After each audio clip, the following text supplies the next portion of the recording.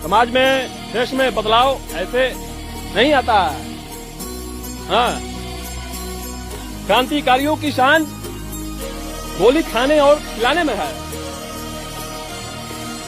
फांसी के फंदे पे लटक जाने में है। समझा? साला, मैंने तो तुम सभी लोगों से पहले ही कहा था कि तुम्हारा ये जो जंग है ना किसी चोर उचक्के लफुआ बदमाश गुंडा मवाली उग्रवादी ना कि साला आतंकवादियों से है। सबसे अगर कोई भारी पड़ता है सभी चीजों पे तो वो देश प्रेमी होता है, राष्ट्रभक्त सच्चा होना चाहिए। इन सभी पे वो अकेला भारी पड़ता है। समझा?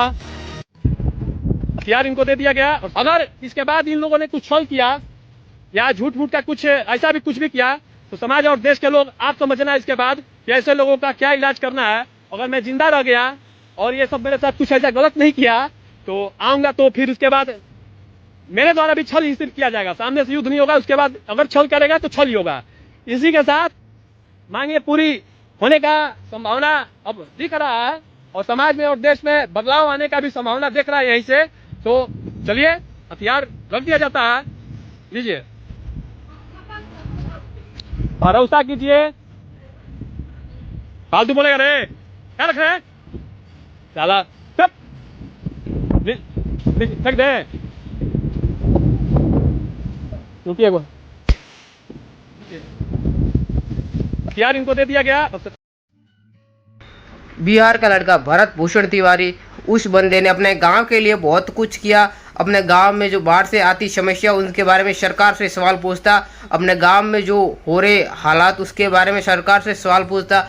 उस बंदे ने अपने गांव के लिए बहुत कुछ किया, अपने शहर के लिए, अपने गांव के लिए, मतलब कि बहुत कुछ किया। सरकार द्वारा उसको कई बार इनाम भी मिल गया। और लेकिन उस बंदे ने सरकार पर को सवाल किया, अपने मतलब कि अपने जो गांव में हो रहे बाढ़ से जो हालात बिगड़ते उसके ऊपर सवाल किया। तो उस बंदे की बात नहीं मानी तो उस बंदे ने हथियार उठाया, लेकिन किसी के ऊपर चलाया नहीं। पुलिस कर्मियों ने कहा कि हथियार फेंक दो तो उस बंदे ने हथियार फेंक दिया और उसके बाद फर्जी एनकाउंटर में उसको मार दिया। ये क्या है?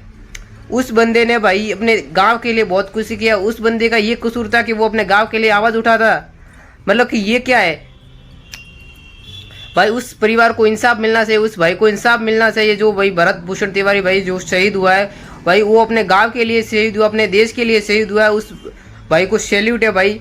और मैं सरकार से यही अपील करता हूं कि उसकी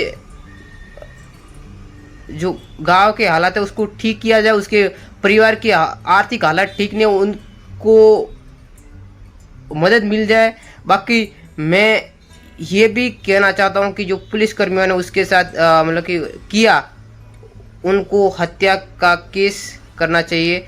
और उनके जो घर में भरत भूषण तिवारी जी के घर में जो उनके भैया है, जो उनके भाई वगैरह जो भी, उनको एक सरकारी नौकरी मिलनी चाहिए। और जो भी इस केस में शामिल है उनको सज़ा मिलनी चाहिए। इस बंदे ने अपने गांव के लिए बहुत कुछ किया। एक माँ ने अपने बेटे को खोया है और आपने वीडियो भी देखा होगा उनकी माँ कितनी रो रही है। और भाई उसने कोई भी गलत काम नहीं किया, अपने देश के लिए वो शहीद हुआ है और उस पर एक भी क्रिमिनल केस नहीं था। भरत भूषण तिवारी भाई एक देश के लिए शहीद हुआ। उसकी उन्होंने एक पहले भी कहा था, ये एक वीडियो देखो पहले, आप क्या बोल रहे हैं। ये उनकी एक अंतिम इच्छा सुनो पहले। अपनी अंतिम इच्छा प्रकट करने आया। मैं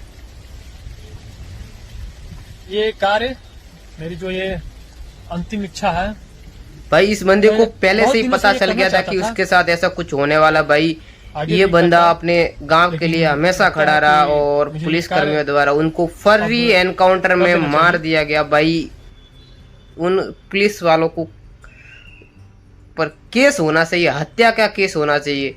बाकी ये वीडियो इतना ज़्यादा शेयर करो, सभी भाइयों तक पहुँचे और उस भाई को इंसाफ मिलना चाहिए जो शहीद हुआ अपने देश के लिए, अपने गांव के लिए वो शहीद है, उसको इंसाफ मिलना चाहिए। मैं ये सरकार से गुजारिश करता हूं और उनके परिवार की आर्थिक हालत को भी मतलब कि ठीक किया जाए, उनकी मदद की जाए। बाकी जय श्री राम, जय गौ माता, हर हर महादेव।